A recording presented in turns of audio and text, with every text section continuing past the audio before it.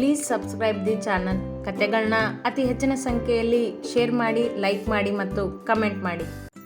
ನನ್ನ ಕತೆ ನಿಮ್ಮ ಭಾವ ಚಾನಲ್ಗೆ ಸ್ವಾಗತ.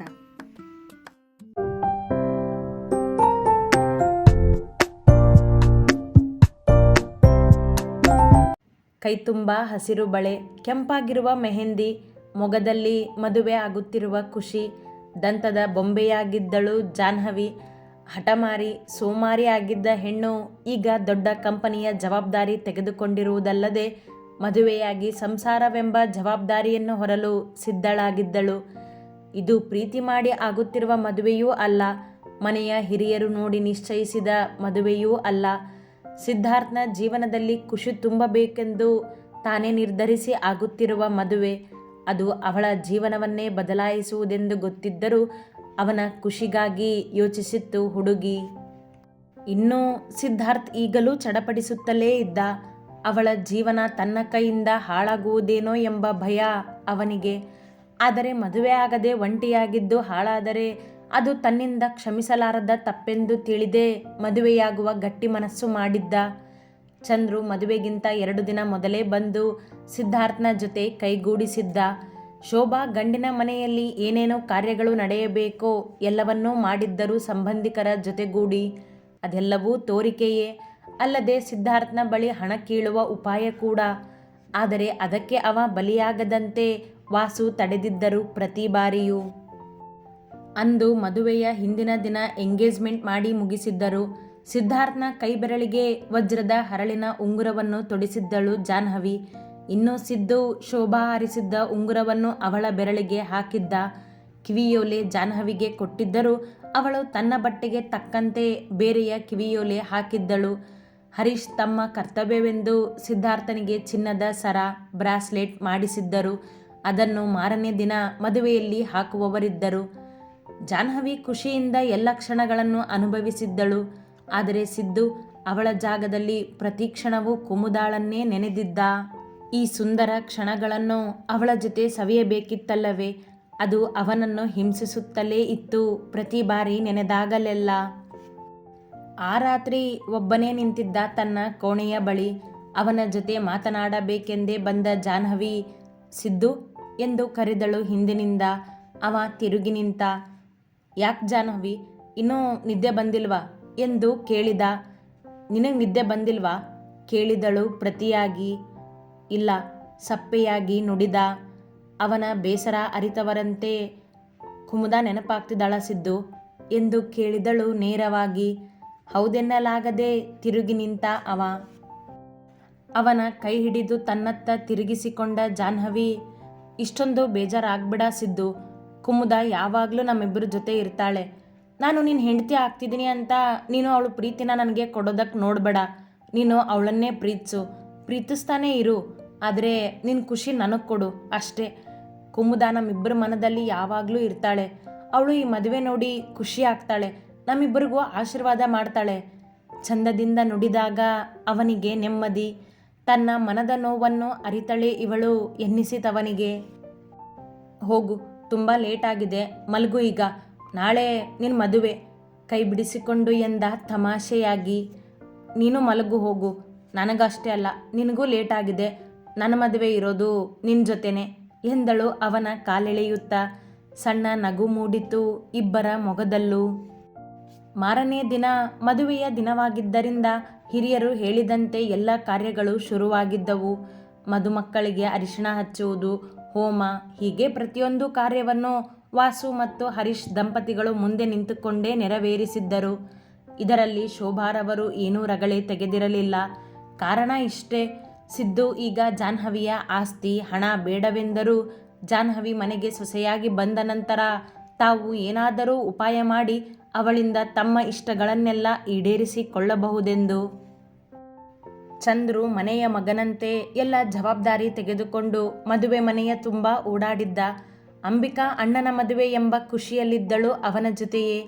ಅಮಿತ್ ತಯಾರಾಗಿ ಒಂದು ಕಡೆ ಕುಳಿತುಕೊಳ್ಳುವುದಷ್ಟೇ ಮಾಡಿದ್ದ. ತಾಳಿ ಕಟ್ಟುವ ಸಮಯ ಸಮೀಪಿಸಿದಂತೆ ಸಿದ್ಧಾರ್ಥನ ಕೈಗಳೇಕೋ ನಡುಗಲು ಶುರುವಾಗಿದ್ದವು. ಹಣೆಯ ಮೇಲೆ ಸಣ್ಣದಾಗಿ ಬೆವರು ಮೂಡಿತ್ತು. ಹೋಮದ ಮುಂದೆ ಕುಳಿತವನಿಗೆ ಎದ್ದು ಓಡಿ ಹೋಗಿಬಿಡಲೇ ಎನ್ನುವಷ್ಟು ಒದ್ದಾಟ. ಪುರೋಹಿತರು ತಾಳಿ ತಗೊಳಪ್ಪ ಎಂದಾಗ ಸುಮ್ಮನೆ ಕುಳಿತು ಬಿಟ್ಟ ತಾಳಿ ನೋಡುತ್ತಲೇ. ಅವನನ್ನೇ ನೋಡಿದ ಜಾಹ್ನವಿ ಅವನ ಸಂಕಟ ಅರಿತವರಂತೆ ಅವನ ಕೈ ಮೇಲೆ ತನ್ನ ಕೈ ಇಟ್ಟು, ನಾನಿದ್ದೀನಿ ಸಿದ್ದು ನಿನ್ನ ಜೊತೆಗೆ ಎಂದಳು. ಅವಳನ್ನು ನೋಡಿದ ಸಿದ್ದು, ಇನ್ನೊಂದು ಸಾರಿ ಯೋಚನೆ ಮಾಡು ಜಾಹ್ನವಿ, ಇದು ಕೊನೆ ಕ್ಷಣ ಎಂದ ಮೆಲ್ಲಗೆ. ನನ್ನ ನಿರ್ಧಾರ ಸರಿಯಾಗಿದೆ ಎಂದಳಷ್ಟೆ. ಒಮ್ಮೆ ನಿಟ್ಟುಸಿರು ಬಿಟ್ಟು ಧೈರ್ಯ ಮಾಡಿದ್ದ ಸಿದ್ದು ತಾಳಿ ತೆಗೆದುಕೊಂಡು ಅವಳ ಕುತ್ತಿಗೆಗೆ ಬಿಗಿದೆ ಬಿಟ್ಟ. ಅವ ಹಾಕಿದ 3 ಗಂಟಲ್ಲಿ ಇಬ್ಬರ ಜೀವನ ಜೊತೆಗಿನ್ನು ಎಂದು ಬೆಸೆದಿತ್ತು. ಎಲ್ಲರೂ ಆಶೀರ್ವದಿಸಿ ಹಾಕಿದ ಅಕ್ಷತೆ ಕಾಳು ಅವರಿಬ್ಬರು ಜೀವನ ಪೂರ್ತಿ ಚೆನ್ನಾಗಿರಲಿ ಎಂದೇ ಹರಸಿದ್ದವು. ಮರಳಿ ಬಾರದಂತೆ ಕಣ್ಮರೆಯಾದ ಕುಮುದಾಳಿಗೂ ಅಂದು ಶಾಂತಿ ಸಿಕ್ಕಿತ್ತೇನೋ. ಕೊನೆಗೂ ತನ್ನ ಹಠವನ್ನೇ ಸಾಧಿಸಿ ಸಿದ್ಧಾರ್ಥನನ್ನೇ ಮದುವೆಯಾದ ಜಾಹ್ನವಿಯ ತುಟಿಗಳಲ್ಲಿ ಸಣ್ಣ ನಗು ಮೂಡಿತ್ತು ಆಗಿದ್ದ ಖುಷಿಗೆ. ಮಗಳು ಆಸೆಪಟ್ಟ ಈ ಮದುವೆಯನ್ನು ತಡೆಯಲು ಹರೀಶ್ ಮತ್ತು ಭಾಗ್ಯರವರು ಎಷ್ಟೇ ಪ್ರಯತ್ನ ಪಟ್ಟರೂ ಆಗಿರಲಿಲ್ಲವಲ್ಲ. ಈಗ ನಡೆದು ಹೋಯಿತೆಂಬ ಸಣ್ಣ ಬೇಸರ ಭಾಗ್ಯರವರ ಮನದಲ್ಲಿ. ಹರೀಶ್ ರವರು ನೆಮ್ಮದಿಯ ನಿಟ್ಟುಸಿರು ಬಿಟ್ಟಿದ್ದರು.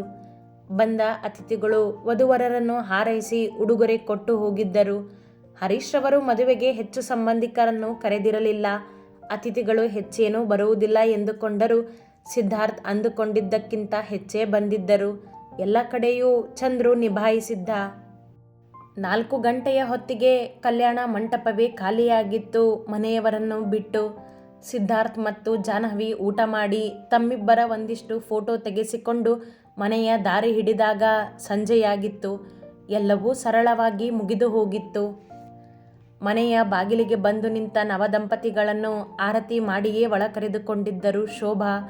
ಲಕ್ಷ್ಮಿಯೇ ಮನೆಗೆ ಬಂದಿರುವ ಖುಷಿ ಅಲ್ಲವೇ ಅವರಿಗೆ.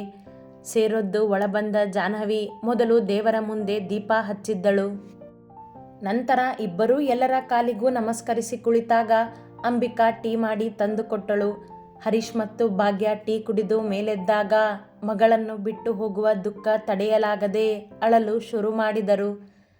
ಹುಷಾರು ಜಾನು ಎಂದರು ಭಾಗ್ಯ ಮಗಳನ್ನು ತಬ್ಬಿ ಅಳುತ್ತಾ. ಮಮ್ಮ, ನನ್ನ ಬಗ್ಗೆ ಯೋಚನೆ ಮಾಡಬೇಡ, ನೀನು ಆರಾಮಾಗಿರು, ನಾನು ಇಲ್ಲೇ ಇರ್ತೀನಲ್ಲ, ಬರ್ತೀನಿ ಮನೆಗೆ ಎಂದಳು ಜಾಹ್ನವಿ. ಅವಳ ಕಂಗಳು ಕೊಳವಾಗಿದ್ದವು. ಆದರೆ ಅವರಿಗೆ ಧೈರ್ಯ ಹೇಳುತ್ತಿತ್ತು ಹುಡುಗಿ.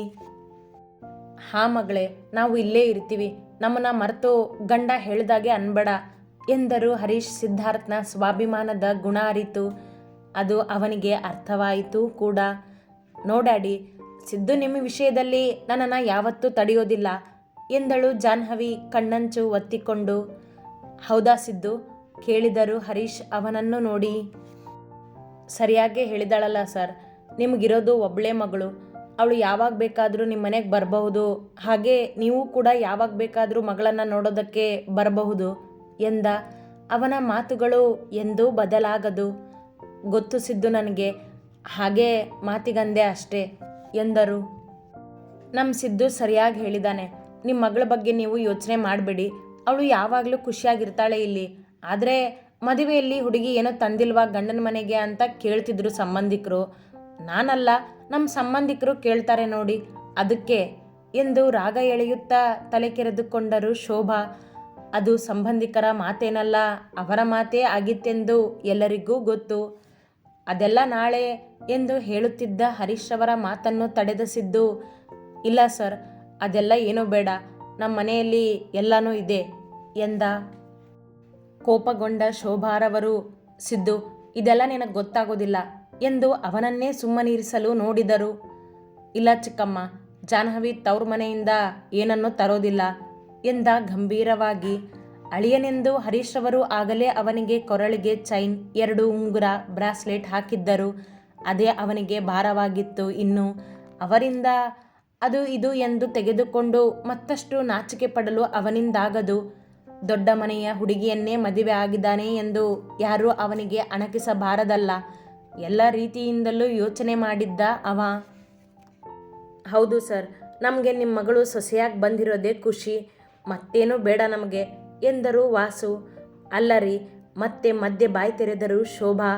ಅವರನ್ನು ಕಣ್ಣಲ್ಲೇ ಗದರಿಸಿ ಸುಮ್ಮನಿರಿಸಿದರು ವಾಸು. ನೀನು ಹೇಗೆ ಹೇಳ್ತೀಯೋ ಹಾಗೆ ಸಿದ್ದು. ಈಗ ಇಬ್ಬರು ರೆಸ್ಟ್ ಮಾಡಿ, ನೀವು ನಾಳೆ ರಿಸೆಪ್ಷನ್ ಇದೆಯಲ್ಲ ಎಂದರು. ಹೌದು ಹೌದು, ಅದ್ದೂರಿಯಾಗಿದೆ. ನಮ್ಮ ಸಂಬಂಧಿಕರೆಲ್ಲ ಬರ್ತಾರೆ ಸರ್, ಅವ್ರಿಗೆ ಏನೋ ಕಡಿಮೆ ಆಗದೆ ಇರೋ ಥರ ನೋಡ್ಕೋಬೇಕು ನೀವು ಎಂದರು ಶೋಭಾ ಮತ್ತೆ ಬೀಗುತ್ತಾ. ಎಲ್ಲನೂ ಹೆಚ್ಚಿಗೆ ಆಗೋ ಹಾಗೆ ನೋಡ್ಕೋತಾರೆ ಆಂಟಿ ನನ್ನ ಡ್ಯಾಡಿ. ನಿಮ್ಮ ಸಂಬಂಧಿಕರು ಬಾಯಿ ಮೇಲೆ ಬೆರಳಿಟ್ಕೋತಾರೆ ನೋಡಿ. ಈ ಬಾರಿ ಜಾಹ್ನವಿ ಉತ್ತರ ಕೊಟ್ಟಳು. ಬಾಯಿ ಮುಚ್ಚಿದರು ಶೋಭಾ. ಸಿದ್ದು, ನಾವಿನ್ನೂ ಬರ್ತೀವಿ. ಜಾಹ್ನವಿ ಹುಷಾರು ಎಂದರು ಹರೀಶ್ ಅವನ ಕೈ ಹಿಡಿದು. ಅವಳನ್ನು ನೀನೇ ಸಂಭಾಳಿಸ್ಬೇಕು ಸಿದ್ದು ಎಂದರು ಭಾಗ್ಯ ಬೇಸರದಲ್ಲೇ. ನೀವು ಯೋಚನೆ ಮಾಡಬೇಡಿ ಅವಳ ಬಗ್ಗೆ, ಅವಳ ಜವಾಬ್ದಾರಿ ನಂದು ಎಂದನವ ಭರವಸೆಯಿಂದ. ಭಾಗ್ಯ ಅಳುತ್ತಲೇ ಮಗಳನ್ನು ಬಿಟ್ಟು ಹೋದರು. ತನ್ನ ಡ್ಯಾಡಿ ಮತ್ತು ಮಮ್ಮನನ್ನು ಕಳುಹಿಸಿಕೊಟ್ಟ ಜಾಹ್ನವಿ ಒಳಬಂದು ಕುಳಿತಳು ಹಾಲ್ನಲ್ಲಿ. ಮದುವೆ ಎಂದು ಓಡಾಡಿ ಸುಸ್ತಾಗಿತ್ತು ಹುಡುಗಿಗೆ. ಸ್ವಲ್ಪ ಹೊತ್ತು ಮಲಗಿದರೆ ಸಾಕೆನ್ನಿಸಿತ್ತು. ಸಿದ್ದು, ನಾನು ಸ್ವಲ್ಪ ಹೊತ್ತು ಮಲಗ್ತೀನಿ ಎಂದಳು ಅವನನ್ನು ನೋಡಿ. ಅವಳ ಪಕ್ಕದಲ್ಲೇ ನಿಂತಿದ್ದನವ. ಅವಳ ಮಾತಿಗೆ ಸಿದ್ದು ಉತ್ತರಿಸುವ ಮೊದಲೇ ಶೋಭಾ, ಹಾಂ ಮಲಗು ಜಾಹ್ನವಿ, ಇಲ್ಲಿ ಈ ಕೋಣೆಯಲ್ಲಿ ಮಲಗುವಂತೆ ಬಾ. ಹಾಗೇ ಈ ನಿನ್ನ ಒಡವೆ ರೇಷ್ಮೆ ಸೀರೆನೆಲ್ಲ ತೆಗೆದು ನನ್ನ ಬೀರುನಲ್ಲಿ ಇಡು ಎಂದರು. ಅವಳ ಮೈ ಮೇಲಿದ್ದ ದುಬಾರಿ ಆಭರಣಗಳ ಮೇಲಾಸೆ. ಹಾಂ ಆಂಟಿ ಎಂದ ಜಾಹ್ನವಿಗೆ ಅವರ ಮಾತುಗಳು ಅರ್ಥವಾಗದ್ದೇನೋ ಅಲ್ಲ. ಮೇಲೆದ್ದು ಕೋಣೆಗೆ ನಡೆದವಳು ತನ್ನ ಬ್ಯಾಗ್ ಹುಡುಕಿದಳು. ಅಲ್ಲೆಲ್ಲೂ ಕಾಣದಿದ್ದಾಗ ಕೋಣೆಯಿಂದ ಹೊರಬಂದು, ಸಿದ್ದು ನನ್ನ ಬ್ಯಾಗ್ ಎಲ್ಲಿದೆ ಎಂದು ಕೇಳಿದಳು ಅವನನ್ನೇ. ಅವ ಸುತ್ತಲೂ ನೋಡಿದ ಒಮ್ಮೆ. ಅಲ್ಲಿಯೇ ಟಿವಿಯ ಬಳಿ ಮೂಲೆಯಲ್ಲಿ ಇದ್ದ ಅವಳ ಟ್ರೋಲಿಯನ್ನು ಎಳೆದು ತಂದು ರೂಮಿನಲ್ಲಿಟ್ಟ. ಅವನ ಹಿಂದೆ ಬಂದ ಜಾಹ್ನವಿ ಥ್ಯಾಂಕ್ ಯು ಎಂದಳು. ಅವ ಕೋಣೆಯಿಂದ ಹೊರಬರುವುದಕ್ಕೂ ಸಿದ್ದು ಎಂದು ಮತ್ತೆ ಕೂಗಿದಳು. ತಿರುಗಿ ಒಳಬಂದವ ಏನು ಬೇಕಿತ್ತು ಎಂದು ಕೇಳಿದ. ಏನು ಬೇಡ, ನನಗೆ ಇದೆಲ್ಲ ತೆಗೆಯೋದಕ್ಕೆ ಸ್ವಲ್ಪ ಹೆಲ್ಪ್ ಮಾಡು ಎಂದಳು ತನ್ನ ಮೈಮೇಲಿನ ಒಡವೆ ತೋರಿಸುತ್ತಾ. ಅಂಬಿಕಾನ ಕಳಿಸ್ತೀನಿ ಇರು ಎಂದವ ಹೊರಬಂದ. ಅಷ್ಟೊಂದು ಸಲುಗೆ ಬೆಳೆದಿಲ್ಲ ಅವನಿಗಿನ್ನೂ ಅವಳ ಜೊತೆ. ಇವರಿಬ್ಬರ ಮಾತುಗಳನ್ನು ಕೋಣೆಯ ಬಾಗಿಲಿಗೆ ನಿಂತು ಕೇಳಿಸಿಕೊಳ್ಳುತ್ತಿದ್ದ ಶೋಭಾರವರು ಅವ ಹೊರಬಂದಾಗ ಸರಿಯಾಗಿ ನಿಂತರು. ಅಂಬಿಕಾ, ಅವಳಿಗೆ ಹೆಲ್ಪ್ ಮಾಡಬೇಕಂತೆ ಮಾಡು ಎಂದ ಸಿದ್ದು ತಾನು ಅಲ್ಲಿಯೇ ಚೇರ್ನಲ್ಲಿ ಕುಳಿತ. ಅದೇ ಸಮಯಕ್ಕೆ ಚಂದ್ರು ಬಂದು ಮದುವೆಯ ಆಗು ಹೋಗುಗಳನ್ನು ಮಾತನಾಡುತ್ತಾ ಕುಳಿತ. ಅವರಿಬ್ಬರ ಮಾತುಗಳಿಗೆ ಶೋಭಾ ಮತ್ತು ವಾಸುರವರು ಕಿವಿಯಾಗಿದ್ದರು.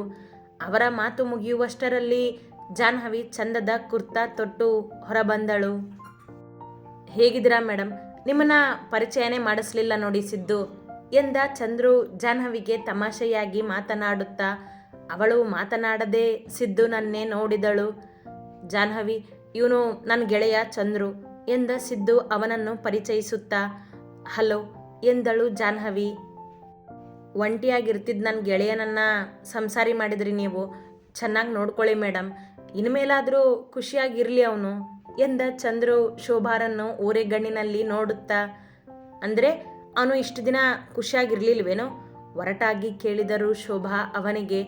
ಹಾಗಲ್ಲ ಆಂಟಿ, ಸಂಸಾರದಲ್ಲಿ ಖುಷಿಯಾಗಿರಲಿ ಅಂದೆ ಎಂದ ಮಾತು ತಿರುವುತ್ತಾ. ಮೂಗು ಮುರಿದರು ಶೋಭಾ. ಸಿದ್ದು, ನಾನು ಮಲಗಿರ್ತೀನಿ ಎಂದ ಜಾಹ್ನವಿ ಅದೇ ಕೋಣೆಗೆ ನಡೆದು ಮಲಗಿದಳು. ಇವರೆಲ್ಲರ ಮಾತುಗಳು ಕಾರ್ಯಗಳು ಮುಂದೊರೆದವು. ಗಂಟೆಯ ನಂತರ ಚಂದ್ರುನನ್ನು ಕಳುಹಿಸಿಕೊಟ್ಟು ಕುಳಿತ ಸಿದ್ದು. ಮದುವೆ ಎಂಬ ಗಲಾಟೆ ಮುಗಿದು ಮೈಯೆಲ್ಲ ಸುಸ್ತಾಗಿತ್ತು. ಅವನಿಗೂ ನಿದ್ದೆ ಎಳೆಯುತ್ತಿತ್ತು. ಸ್ವಲ್ಪ ಹೊತ್ತು ಮಲಗಬೇಕು ಎಂದುಕೊಂಡಾಗ ಜಾಹ್ನವಿಯನ್ನು ನೋಡುವ ಮನಸ್ಸಾಗಿ ಕೋಣೆಗೆ ಬಂದ. ಪುಟ್ಟ ಮನೆಯಲ್ಲಿ ಹೇಗೆ ಹೊಂದಿಕೊಳ್ಳುವಳೋ ಎಂಬ ಚಿಂತೆ ಅವನಿಗೆ. ಮಂಚದಲ್ಲಿ ಮುದುರಿ ಮಲಗಿತ್ತು ಹುಡುಗಿ. ಅವಳನ್ನೇ ನೋಡಿದ ಸಿದ್ದು. ಹಾಲ್ಗೆನ್ನೆಯ ಮೇಲೆ ಅರಿಶಿಣದ ಹಳದಿ ಇತ್ತು.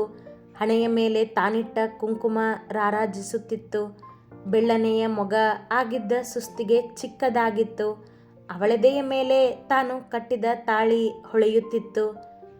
ಚಿಕ್ಕವರಿಂದನೂ ಇಬ್ಬರು ಜಗಳ ಮಾಡಿಕೊಂಡು ಬೆಳೆದವರು ನಾವು.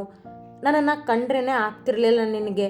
ಅಂಥದ್ರಲ್ಲಿ ನನ್ನನ್ನೇ ಮದುವೆ ಆಗಬೇಕು ಅಂತ ಹಠ ಮಾಡಿ ಮದುವೆ ಆಗಿದೆಯಾ ಜಾಹ್ನವಿ ನೀನು? ನಿನ್ನನ್ನು ಖುಷಿಯಾಗಿ ಇಟ್ಕೊಳ್ಳೋ ಶಕ್ತಿ ಆ ದೇವರು ನನಗೆ ಕೊಡಲಿ ಮನದಲ್ಲೇ ಎಂದುಕೊಂಡವ ಅವಳ ಕಾಲಿನ ಮೇಲೆ ಹೊದಿಕೆ ಹೊದಿಸಿ ತಾನು ಹೊರಬಂದು ಹಾಲ್ನಲ್ಲಿದ್ದ ಮಂಚದಲ್ಲಿ ಅಡ್ಡಾದ.